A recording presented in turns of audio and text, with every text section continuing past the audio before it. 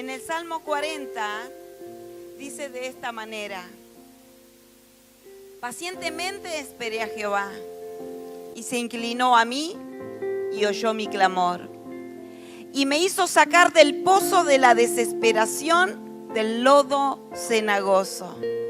Puso mis pies sobre peña y enderezó mis pasos. Puso luego en mi boca cántico nuevo, alabanza a nuestro Dios. Verán estos muchos y temerán y confiarán en Jehová. Bienaventurado el hombre que puso en Jehová su confianza.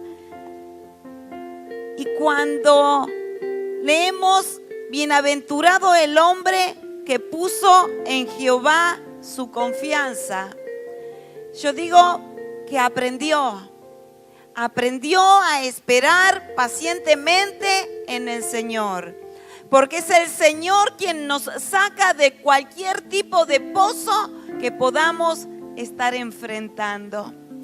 ¿Usted cree esto? ¿Por qué no nos ponemos de pie?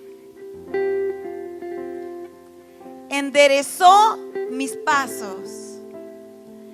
Solamente Dios puede enderezar nuestros pasos cuando prestamos atención a lo que dice la palabra para nuestras vidas. Cuando dice pacientemente, necesito entrar en ese reposo, en ese descanso, en ese confiar en Dios para poder ver la mano poderosa del Espíritu de Dios obrando en esa situación difícil. Es por eso que le invito a cerrar sus ojos. Y yo no sé si usted tiene su corazón agitado, está ansioso, pero yo le animo a que haga lo que dice la palabra de Dios. Que su espíritu repose en el Señor y pacientemente espere en ver la mano poderosa del Altísimo obrando sobre su vida. Él es el único que va a enderezar sus pasos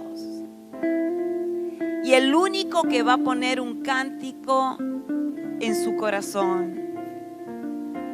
El Señor le ama tanto que quiere cada momento enseñarle, pero usted tiene que aprender a esperar pacientemente en Él. Señor, gracias te damos por esta tarde maravillosa, donde tu presencia está en medio nuestro, donde estamos comprendiendo, oh Dios, lo que nos enseña tu palabra.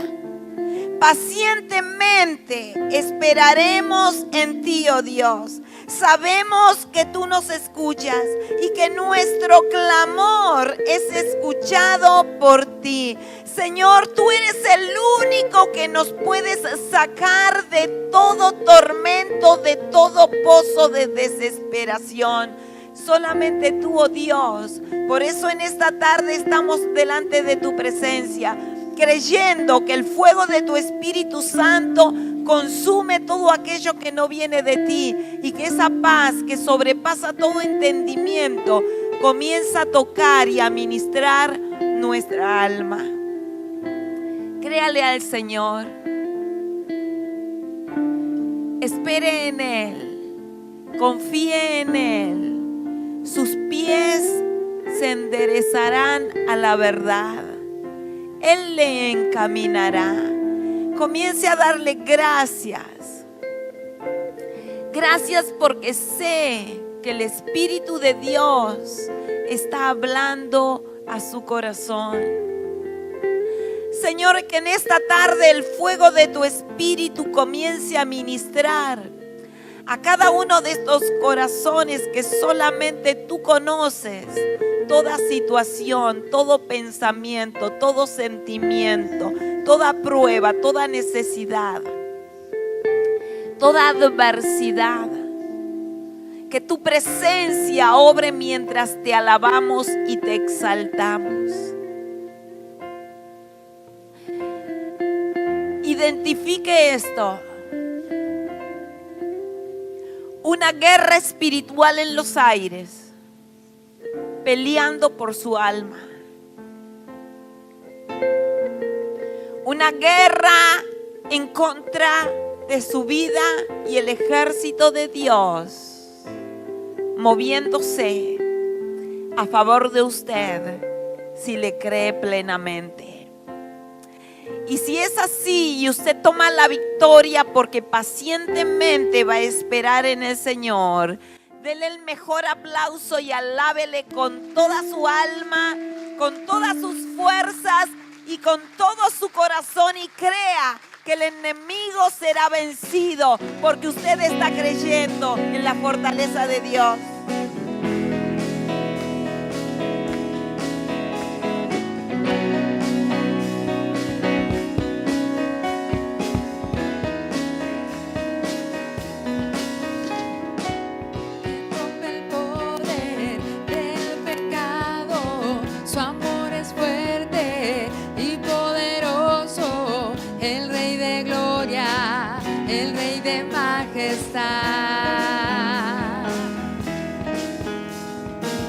Conmueve al mundo con su estruendo y nos asombra con maravillas. El Rey de Gloria, el Rey de Majestad. Gracias sublime, perfecto es su amor. Tomaste mi lugar, cargaste tú mi cruz, tu vida diste allí y ahora libre soy. Jesús, te adoro por lo que hiciste en mí.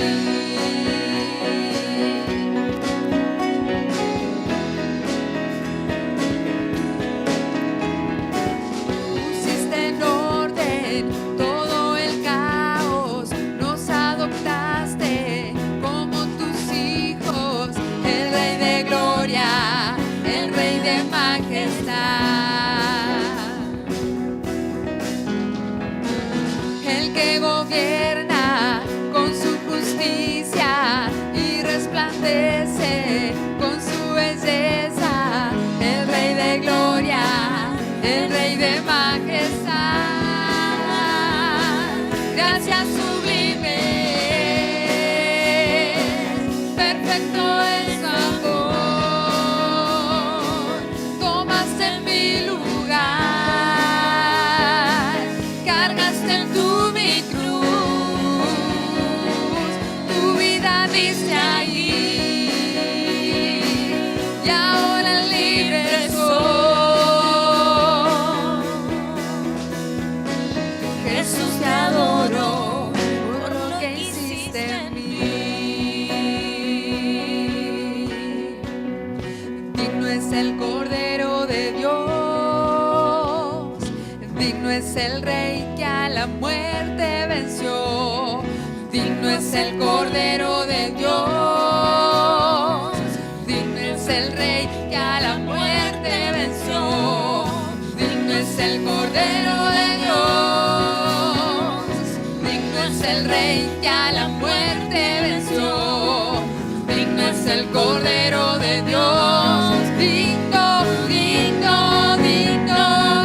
Gracias sublime, perfecto es su amor. Tomaste mi lugar, cargaste tú mi cruz, tu vida diste ahí y ahora libre soy. Jesús, te adoro por lo que hiciste en mí.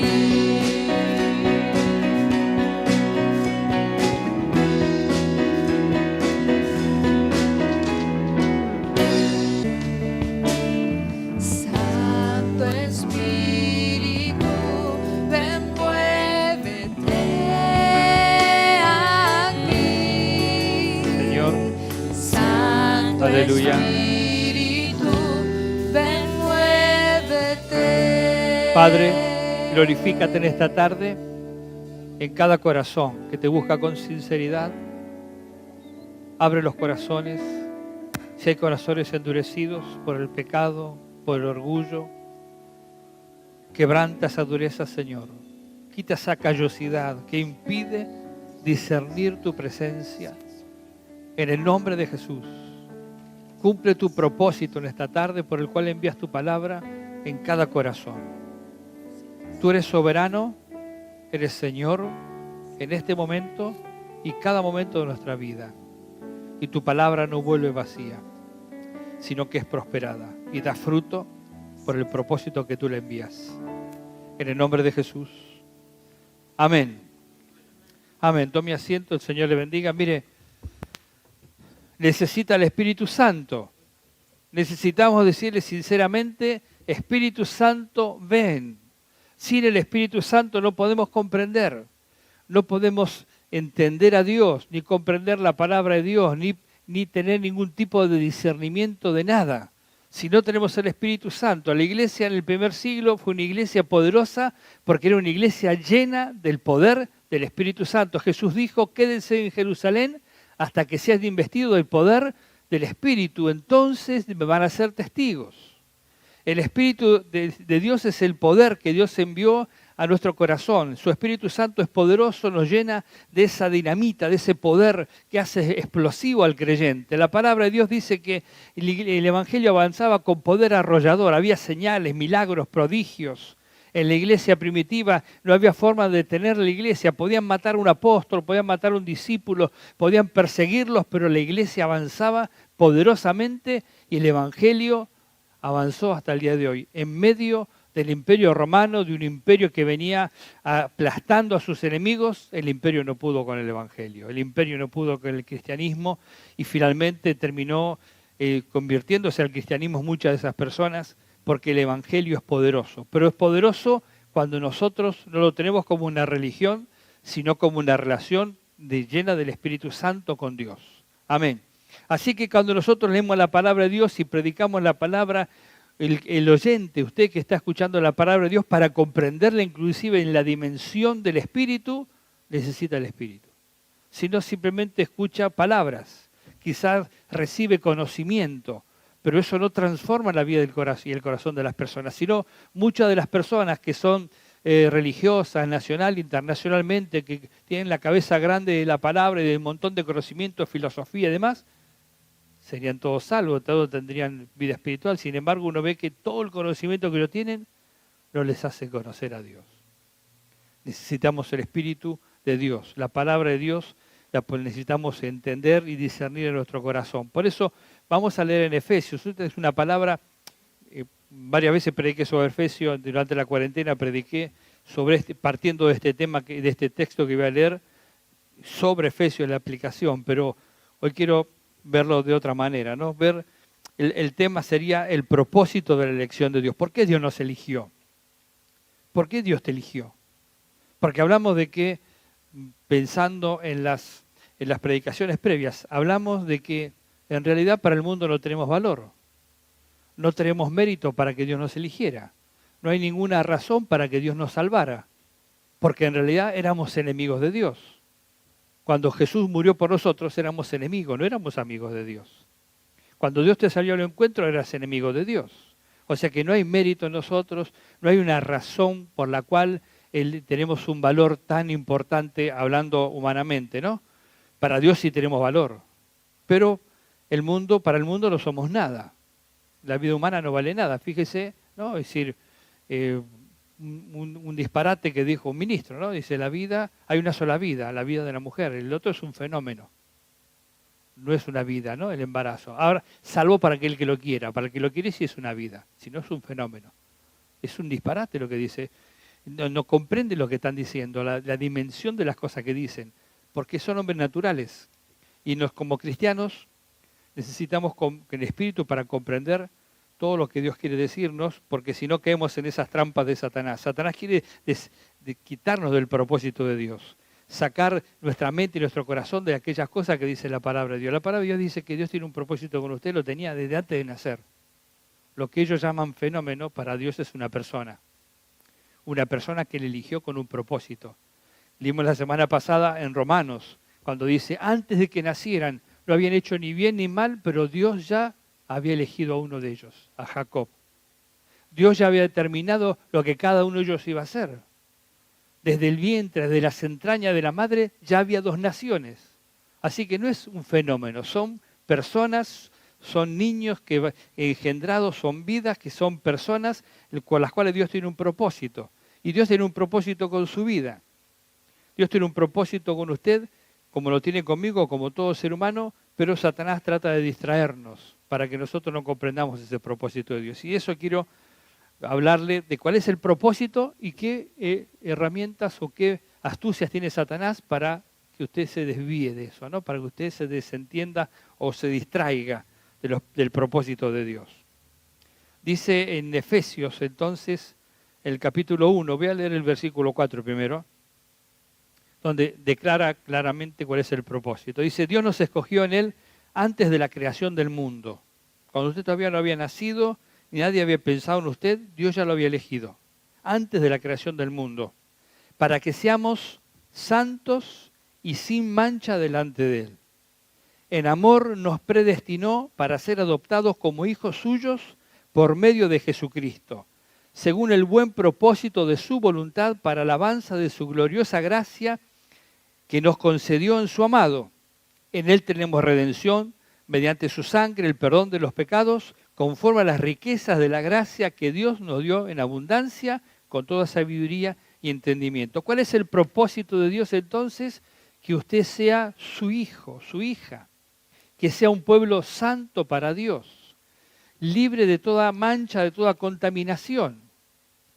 Eso es lo que Dios quiere de nosotros, es lo que Dios espera de nosotros. Más adelante vamos a leer que habla de Jesús como la cabeza de la iglesia, y la iglesia es la novia de Cristo. Entonces, si yo tengo una novia, no, ahora tengo una esposa, ¿no? Pero algún día fue mi novia.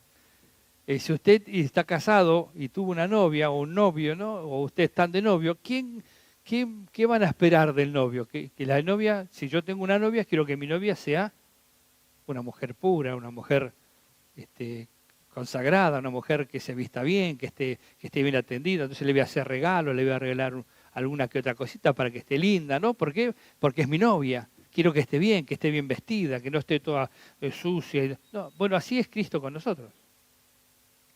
Él es el novio y quiere que la novia esté limpia. Entonces Satanás, cuando viene con un mensaje diferente, tratando de poner su propósito, que el propósito ¿cuál es? Que el creyente se relaje, no pasa nada, está todo bien, podemos hacer lo que queremos, total, Dios nos salvó, ya Él nos amó y como nos ama nos va a perdonar todo. El infierno no existe porque un Dios que ama no puede permitir el infierno, eso es todo fantasía. Bueno, todo ese tipo de cosas vienen en contra de lo que Dios dice en su palabra. Él nos escogió para que seamos santos y sin mancha delante de Él. Nos eligió antes de la fundación del mundo para que seamos su pueblo, sus hijos, y nos salvó mediante Jesucristo, porque en Jesucristo es que nosotros somos así. Sin Él no somos nada. Sin Él somos criaturas de Dios, pero no hijos de Dios. Entonces, más adelante, teniendo en mente cuál es el propósito de Dios, este propósito de Dios, dice, pido que el Dios de nuestro Señor Jesucristo, el Padre glorioso, les dé el espíritu de sabiduría y revelación para que lo conozcan mejor. Pido también que les sean iluminados los ojos del corazón para que sepan a qué esperanza los ha llamado, cuál es la riqueza de su gloriosa herencia entre los santos y cuán incomparable es la grandeza de su poder a favor de los que creemos. Ese poder es la fuerza grandiosa y eficaz que Dios ejerció en Cristo cuando lo resucitó de entre los muertos y lo sentó a la derecha en las regiones celestiales, muy por encima de todo gobierno y autoridad, poder y dominio, y de cualquier otro nombre que se invoque, no solo en este mundo, sino también en el venidero. Dios sometió todas las cosas al dominio de Cristo y lo dio como cabeza de todo a la iglesia. Esta, que es su cuerpo, es la plenitud de aquel que todo lo llena por completo. Amén. Teniendo en cuenta el propósito de Dios, por eso necesitamos el Espíritu para entender la dimensión de lo que está diciendo aquí el apóstol Pablo, inspirado por el Espíritu Santo. Si no, no comprendemos la dimensión de lo que dice. Entendemos lo que dice, pero no comprendemos la dimensión para nosotros. Él está diciendo, dentro del propósito de Dios, que espera que podamos conocer mejor a Dios. Para conocer mejor a Dios necesitamos estar cerca de Dios, tener comunión con Dios, tener comunión con el Espíritu Santo, que es el que nos da a conocer a Dios. Pero no solamente dice conocer mejor a Dios. Si yo conozco mejor a Dios, entonces voy a saber detectar los engaños de Satanás. Voy a saber las mentiras del diablo. Voy a saber cómo el diablo quiere engañarme, cómo el diablo quiere desviarme, quiere hacer poner mis ojos en cosas secundarias y me hace perder de vista lo más importante.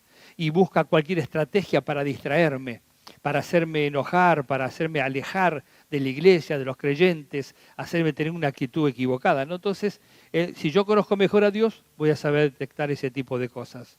Por eso necesito el Espíritu, porque el Espíritu es el que me hace conocer mejor a Dios. Pero también le dice para que puedan saber a qué esperanza Él nos ha llamado. Fíjense que dice estas cosas, si uno las entiende en el Espíritu, son profundas. Dice, ¿a qué esperanza Él nos llamó? ¿A qué esperanza nos llamó? Esa no lo voy a desarrollar ahora, pero usted lo puede encontrar allí, ¿no? Dice que entonces saber a qué esperanza nos llamó, cuáles son las riquezas de su grandiosa herencia, en los santos, dice, entre los santos, en Cristo Jesús. Cuán incomparable la grandeza de su poder. Es su poder, menciona, dice que ese poder es el que resucitó a Jesús. Ese poder es el que sentó a la diestra del Padre a Jesús, en un lugar de honor y un lugar de autoridad. Ese poder es el que hizo todo eso. Ese poder es el que también a nosotros ahora nos pone en ese lugar, porque si uno lee en Efesios y también en Filipenses y en otras cartas de Pablo, dice que la iglesia está sentada en los lugares celestiales junto a Cristo Jesús. Así que lo sentó a él en los lugares celestiales, a la iglesia también lo sentó con él en los lugares celestiales. Le dio un nombre sobre todo nombre. En el cielo y la tierra y debajo de la tierra, todo lo creado, no hay nombre mayor que el nombre de Jesús. Le dio dominio sobre todas las cosas, porque pues Jesús dijo, en mi nombre echarán fuera demonios. Lo dijo de otra manera, si usted en el nombre de Jesús se enfrenta a Satanás y su vida está en comunión con Dios, claro, y usted enfrenta a Satanás, Satanás tiene que retroceder. Por eso a Satanás no le interesa que usted conozca y viva en la palabra de Dios. Quiere que viva en usted un espíritu de rebeldía, un espíritu inconstante, no un espíritu de crecimiento que va avanzando, que se va desarrollando. El diablo quiere todo lo contrario, porque sabe que un creyente que cree la palabra de Dios y que está firme en la palabra de Dios es una oposición para él. Y cuando la iglesia avanza, el infierno retrocede, pero la iglesia avanza cuando está concentrada y centrada en el propósito de Dios y conoce lo que dice la palabra de Dios. No solamente por conocer la mente, sino entiende la dimensión de lo que es usted como un hijo de Dios, de lo que donde Dios le ha posicionado a usted en Cristo Jesús, del nombre poderoso de Jesús y de la autoridad, el dominio que Él tiene y que además Él es la cabeza de la iglesia. Dice que Él es la plenitud de aquel, o que la iglesia es la plenitud de aquel que todo lo llena en todo. Así dice el texto, ¿no? Eso significa que la iglesia no está plena sin Cristo, pero también dice que Cristo necesita a la iglesia para estar pleno. Eso está diciendo. Mire el tremendo, la obra de Dios y cómo Jesús como Mesías y como cabeza de la iglesia necesita a la novia, porque Él es el novio. El novio necesita a la novia para estar pleno, ¿verdad? ¿Con quién se casa? Bueno, el otro día vi que alguien estaban haciendo una ceremonia de una mujer que se casaba con un árbol. Cosa de loco, ¿no? Bueno, ese tipo de cosas que se ven ahora. Bueno, el novio, para estar pleno, necesita a la novia. Y la novia, para estar plena, necesita al novio. Es natural. Entonces, está diciendo, Jesús es la cabeza de la iglesia, que es la novia es plena en Él, y Él es pleno en la novia. Mire qué tremenda la posición del creyente como iglesia de Cristo, tremenda en el sentido de la revelación que la palabra de Dios da y que nosotros podemos discernir en nuestro corazón, lo cual nos va a posicionar obviamente como creyentes de otra manera. Cuando el diablo me distrae con todas las cosas secundarias y sin una importancia plena, me está sacando de esto, para que yo no viva en esta plenitud de Dios. Por eso Satanás está interesado en sembrar permanentemente todo tipo de discordias, problemas y circunstancias que traen hombres naturales, personas o cristianos carnales o inmaduros, como también se llama en la palabra, para distraernos, para hacernos salir del propósito de Dios. Por eso Jesús advierte, tengan cuidado, no sea que se les endurezca el corazón por el vicio y la embriaguez y las preocupaciones de esta vida. Todas esas cosas son las que Satanás usa para distraernos. Las preocupaciones de esta vida, los vicios, las cosas que nosotros podemos anhelar, desear, querer. Algunas de ellas no son malas en sí mismas, pero nos sacan del eje de lo que Dios quiere hacer y lo que Dios quiere revelar como principal para nuestras vidas. Dice, pues vendrá como una trampa sobre todos los habitantes de la tierra. Está hablando de la venida de Cristo, ¿no? Caerá de improviso sobre ustedes, dice. Estén siempre vigilantes y oren para que puedan escapar de todo lo que está por suceder y presentarse delante del Hijo del Hombre. Todos aquellos que vienen con un evangelio diferente, y por eso hablo insistentemente de eso. Todos aquellos que vienen con un evangelio diferente, con un propósito diferente, que vienen con un mensaje que no es este mensaje, nos quieren sacar del propósito de Dios. Son instrumentos de Satanás. Son instrumentos de Satanás. Lo digo con todas las letras, son instrumentos de Satanás. Porque nos quieren sacar del propósito de Dios, quieren sacarnos del enfoque principal. El apóstol Pablo dice, el propósito de Dios es que ustedes sean sus hijos. Él los eligió antes de la fundación del mundo para que sean santos y sin mancha. No le da lo mismo a Dios una iglesia manchada que una iglesia santa. No le da lo mismo. Él está preparando una iglesia. Usted lee Apocalipsis, dice que se le ha concedido vestirse de lino fino, limpio y resplandecientes, que son las obras justas de los santos, y está hablando de la novia. Dice, se le ha dado vestirse así, una novia sin mancha y sin arruga, con un vestido precioso, limpio, resplandeciente para el novio. Así que no le da lo mismo al novio una novia manchada. Él no quiere una novia limpia, pura, resplandeciente. Cuando alguien le viene y quiere inducirle o llevarle a un camino diferente que eso, es un instrumento de Satanás. Y no tenemos que sorprendernos, inclusive que haya creyentes quizás que digan ese tipo de cosas. Porque Satanás usa a los creyentes. Satanás usa la boca de los creyentes. Y hay un pasaje bíblico que lo muestra claramente. Cuando Pedro le dice a Jesús, Jesús está anunciando que él iba a morir. Le dice, ahora el Hijo del Hombre va a ser entregado a los ancianos de Israel y va a ser crucificado y lo van a matar. Y Pedro le dijo, Señor, ten compasión de ti. Y Jesús se dio vuelta y le dijo, apártate de mí, Satanás.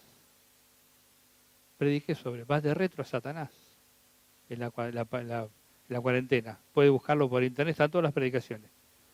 Apártate de mí, Satanás. Tus ojos están en las cosas de los hombres y no en las cosas de Dios. Era Pedro, el apóstol Pedro, que después sería uno de los apóstoles más importantes, que se levantó en Pentecostés y predicó, que ya no tenía temor, ya no era cobarde, ahora era valiente. En ese momento Jesús le dijo, apártate de mí, Satanás. Satanás está hablando por la boca de Pedro, pero Jesús sabía claramente lo que tenía que hacer.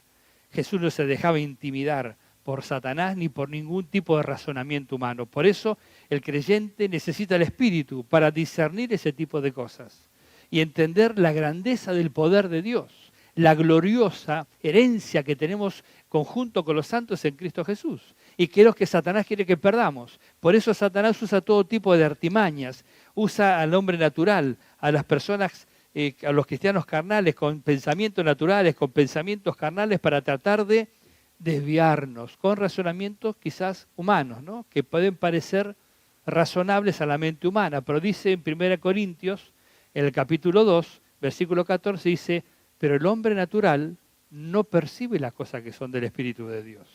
Para él son locura, no las puede entender, porque se han de discernir espiritualmente. Entonces, si usted no tiene el Espíritu, no puede discernir eso, que el que le está hablando no está buscando su bien, no está buscando que usted se mantenga firme al Señor y aferrado a Él, sino que quiere desviarle por otro camino para distraerlo. Por eso dice también el capítulo 3, versículo 1, dice, le estoy hablando como a cristianos inmaduros. No les puedo hablar como personas espirituales porque ustedes son inmaduros. En la versión Reina Valera dice, le estoy hablando como a cristianos carnales, porque ustedes no son espirituales, son carnales, le dice Pablo en la traducción de la Reina Valera. Y cuando uno es una persona natural, es una persona que no tiene a Cristo ni al Espíritu. Pero cuando es un cristiano inmaduro, tiene a Cristo en su corazón, pero no discierne las cosas del Espíritu y está casi actuando como un cristiano, como una persona natural. Por eso Satanás usa eso, ese tipo de cosas. Satanás usa la inmadurez, la influencia de personas naturales que parecen ser espirituales que parecen ser piadosas, pero en realidad no tienen nada que ver con Dios y su objetivo es ser un instrumento de Satanás. Claramente es ese, y uno puede verlo en los ejemplos que encontramos en la Biblia. Como personas, algunas cercanas a Moisés. El primer ejemplo que vamos a tomar. Aarón era hermano de Moisés.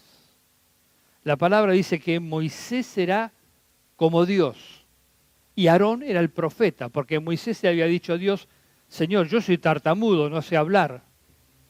Y Dios le dijo, ¿no creé yo la boca? ¿No está tu hermano Aarón? Bueno, vos vas a ser como Dios y él va a ser como el profeta. Él va a hablar. Así que mire la cercanía que había, aparte de ser hermano, en cuanto al propósito de Dios, entre Moisés, Aarón y María, o Miriam, como lo dice esta versión, que era la hermana. En un momento, en el capítulo 12 de Números, por alguna razón, a ellos les molestó que Moisés estaba casado con Séfora, que era su esposa, hija de Jetro, un sacerdote de Madián, que él conoció cuando huyó de Egipto. Se casó con esta mujer, Séfora, que era egipcia, y tuvo 2 hijos, que siguieron el camino del Señor. Y Séfora, según la historia, no la Biblia, pero según la historia, era una mujer comprometida con la obra en el medio del pueblo de Israel, según la historia judía. Ellos por alguna razón les molestó y dijeron que Dios habló solamente a través de Moisés, que Dios le habló a Moisés y nada más, y a nosotros, ¿Dios no habló con nosotros también? Y en ese momento a Dios le desagradó. Y dijo a Moisés, salgan del tabernáculo, Moisés, Aarón y María, salgan del tabernáculo. Y cuando ellos salieron del tabernáculo, dice el relato bíblico, que el Señor se apareció en una columna de nube y le dijo, ¿por qué ustedes murmuraron contra mi siervo Moisés? Mire, escúchenme lo que le voy a decir, les dijo. Cuando un profeta se levante entre ustedes, yo le voy a hablar en visión y en sueños. Pero a Moisés, que es mi hombre de confianza, yo le hablo cara a cara y sin ningún tipo de intermediarios. ¿Y a ustedes qué le importa? ¿Y ustedes quiénes son para quejarse de eso? Yo hablo como quiero con Moisés. Dios les puso el límite. Dice que en ese momento María quedó leprosa y fue echada del campamento. Moisés tuvo que orar por ella para que ella pudiera volver a entrar sana después de 7 días. Porque el Señor le dijo, lo que ella hizo es como que alguien le escupara en la cara. O sea, para Dios fue una ofensa lo que hicieron ellos. ¿Qué hicieron ellos? Se quejaron, murmuraron. O sea que la murmuración y la queja de las cosas de Dios para Dios son ofensivas. Y cuánto el pueblo de Dios, ese espíritu se mueve. Cómo los creyentes caen rápidamente en ese tipo de espíritu, porque viene uno a murmurar, que viste que el otro, que este de allá, y se entra ese espíritu de murmuración, y tiene que saber que eso es una artimaña del diablo para distraerlo, pero para ponerlo en pecado delante de Dios. Porque para Dios no le pasó por alto eso. Entonces, eso, ahí tiene una estrategia del diablo. Empieza a hablar mal de uno, mal del otro, que empieza a generar, porque en este caso era Moisés, ¿no? Una de las cosas naturales y normales que pasa comúnmente, que no deberían ser, pero son, es que las personas hablan en contra de sus líderes. De sus pastores, ¿no? En la iglesia, estoy hablando de la iglesia. Si en el trabajo hablan en contra de los jefes. Es algo normal, la gente lo hace tranquilamente, pero para Dios es pecado.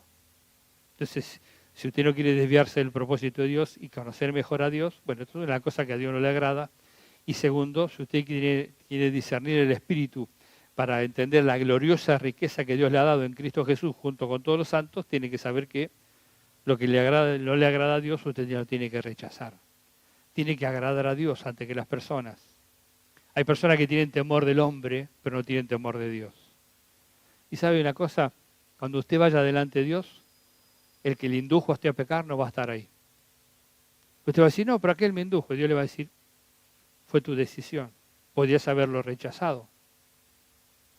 Y el otro, usted va a mirar dónde está, que me venga a defender. No está en ningún lado, porque él tendrá que rendir cuenta por lo de él.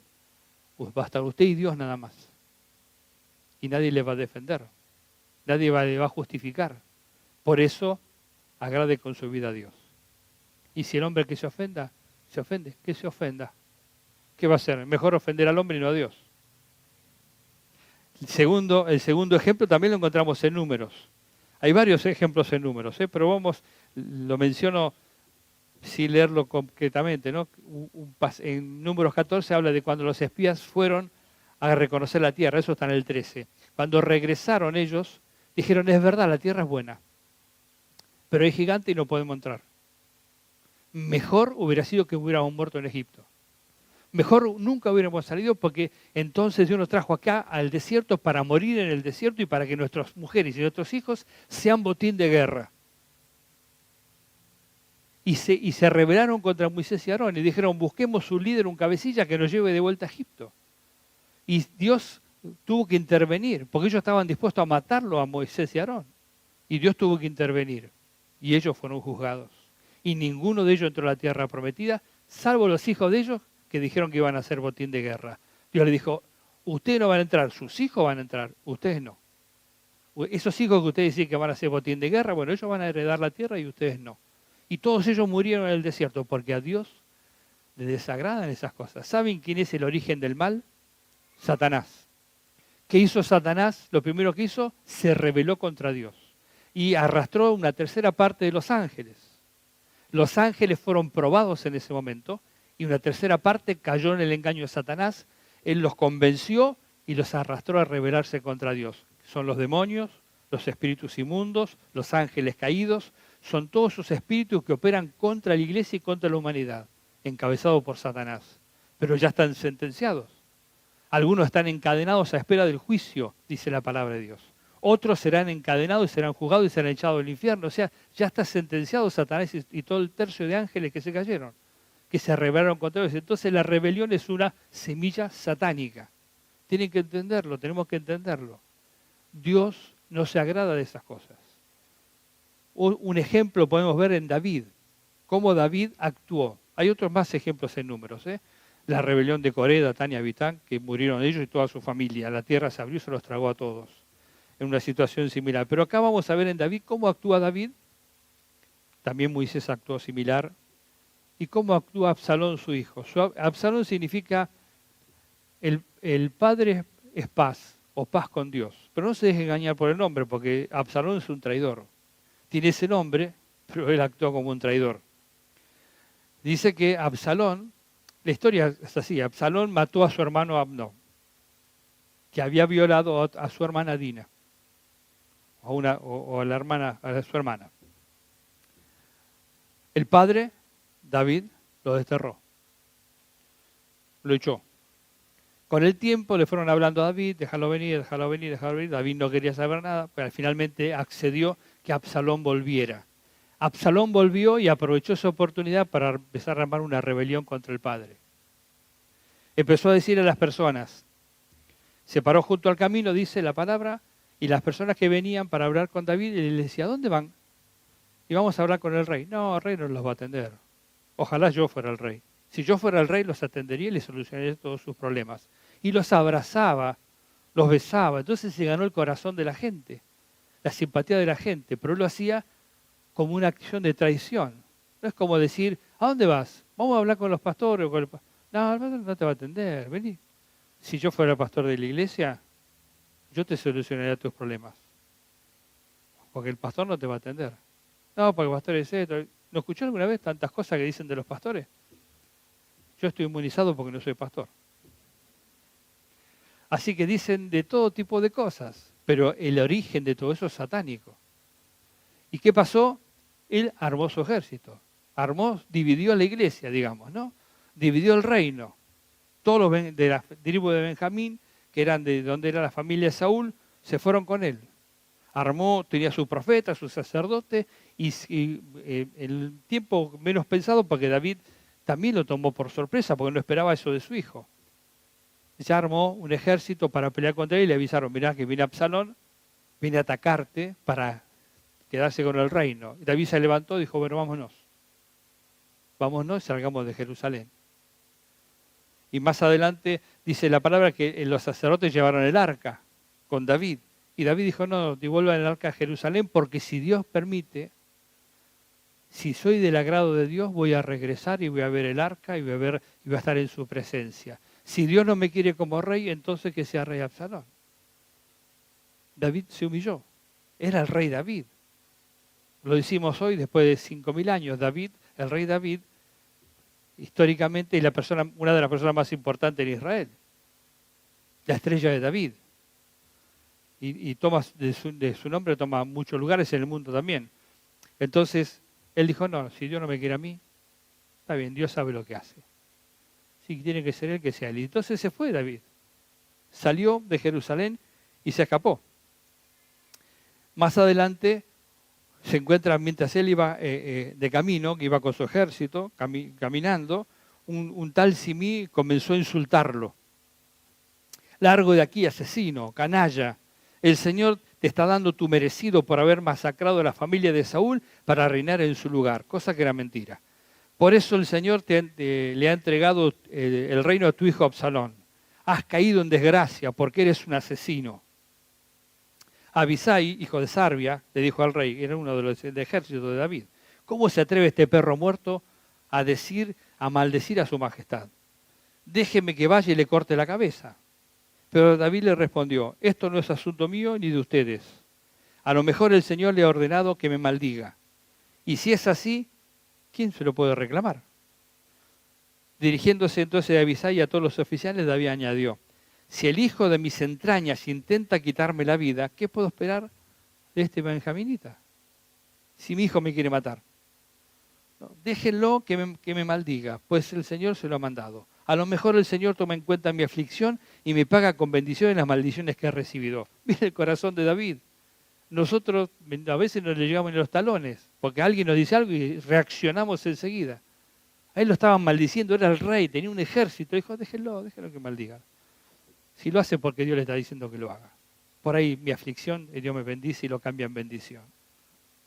Pero Absalón, que tiene un nombre que parece piadoso, era un traidor. La murmuración, las quejas, la crítica, la rebelión, la traición, todas esas son cosas que Satanás siembra en el corazón de los creyentes carnales o de los seres humanos naturales que tienen apariencia de piedad, pero que no tienen nada que ver con Dios, para generar justamente ese conflicto, esa división y esa debilidad sobre los creyentes. ¿Por qué? Porque no quiere que el creyente esté enfocado en lo que Dios tiene. ¿Qué es lo que Dios tiene? Que usted sea su hijo santo, sea parte de su familia, conozca el poder de Dios, entienda la herencia gloriosa que Dios le ha dado, que viva como un hijo de Dios, como la novia de Cristo en el poder del Espíritu Santo. Satanás no quiere que usted sepa eso, quiere que esté envuelto en todas estas cosas. Entonces, cuando las iglesias locales y los creyentes actúan así, ¿qué pasa? Y la iglesia se dividió, uno se fue para acá, otro se fue para allá, y la iglesia esto y la iglesia aquello, porque esa es la obra de Satanás. Eso es lo que usted no tiene que permitir en su vida. Usted tiene que agradar a Dios con su vida, hacer lo que Dios dice en su palabra y después hacer como David. Bueno, si el Señor lo quiere así, Él sabrá.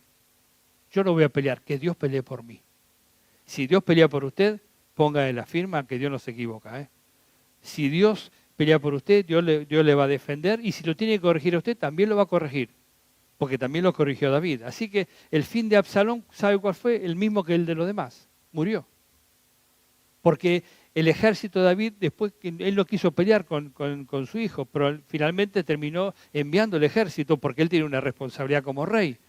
Pero les dijo, no lo traten duro al joven, a Absalón. Le dijo a su ejército y a los generales, dijo, no lo maten a Absalón, no lo traten duro, no sean duros con él. Mire, todavía él el corazón que tenía.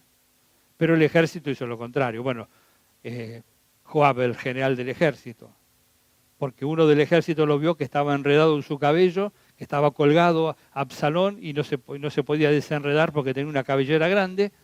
Entonces dijo, yo lo vi que estaba colgado y estaba vivo. Y Joab le dijo, ¿y no lo mataste? No, si yo escuché que el rey dijo que lo tratáramos mal. No, lo hubieras matado, yo te hubiera dado 1000 monedas de plata. Dice, aunque me hubiera dado lo que sea, no lo hubiera hecho. Porque cuando yo lo mate, usted me va a dejar solo a mí, con el rey. Entonces Absalón dijo, nada, voy a perder tiempo con vos. Agarró 3 lanzas y lo mató a Absalón.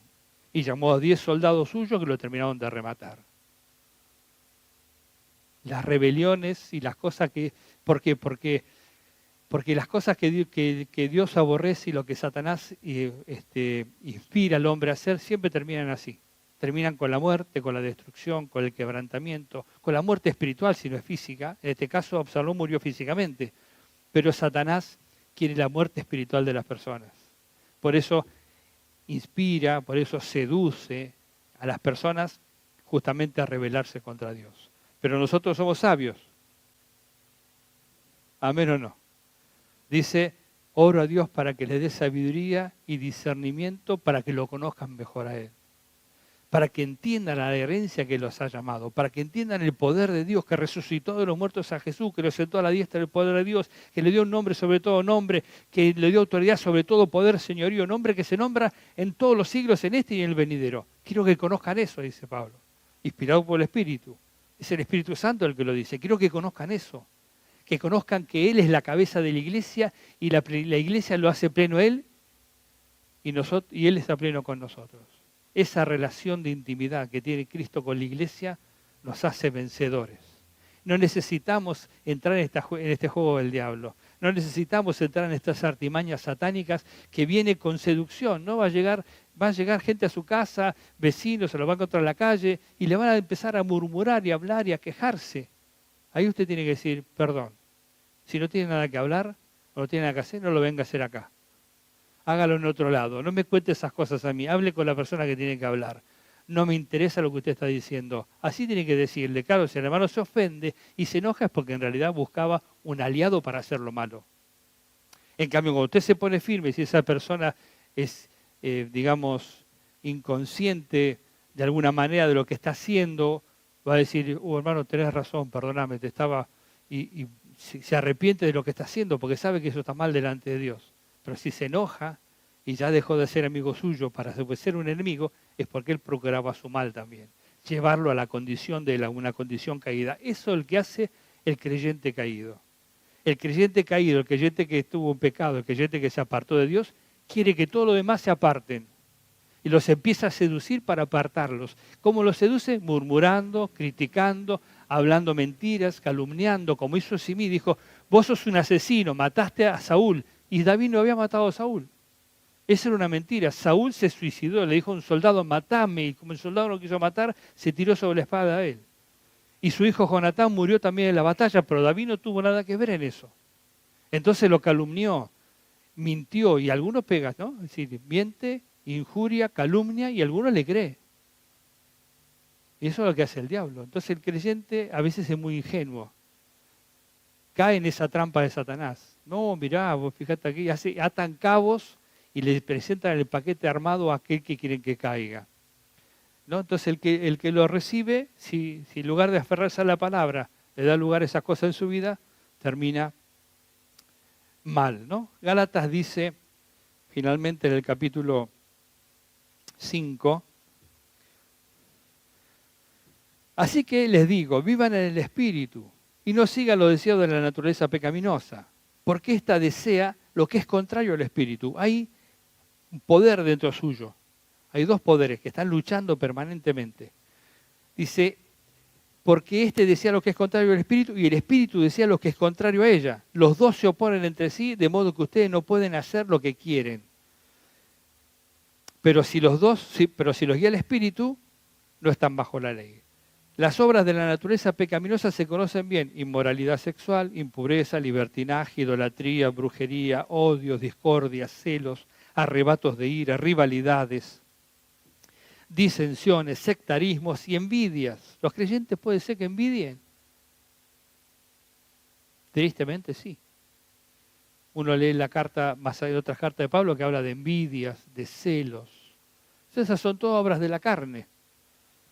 Dice, les advierto ahora que los que, como antes lo dije, los que practican tales cosas no heredarán el reino de Dios. Ahí no le alcanza la gracia.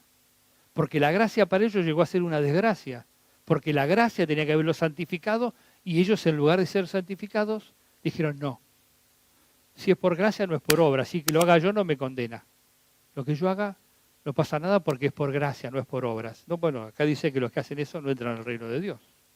Entonces no es lo mismo una cosa que la otra. Y dice, en cambio, el fruto del Espíritu es amor, alegría, paz, paciencia, amabilidad, bondad, fidelidad, humildad y dominio propio. no hay ley que condene estas cosas. Los que son de Cristo Jesús han crucificado la naturaleza pecaminosa con sus pasiones y deseos. Si el Espíritu nos da vida, andemos guiados por el Espíritu.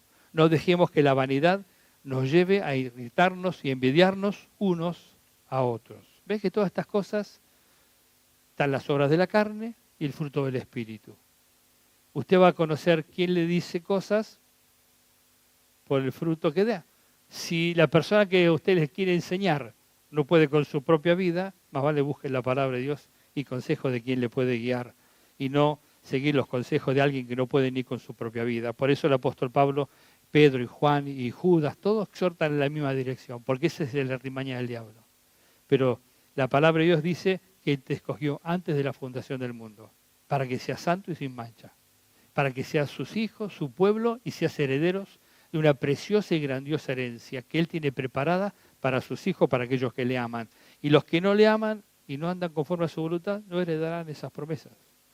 Satanás quiere que no le heredes, pero Dios sí. ¿Usted qué quiere?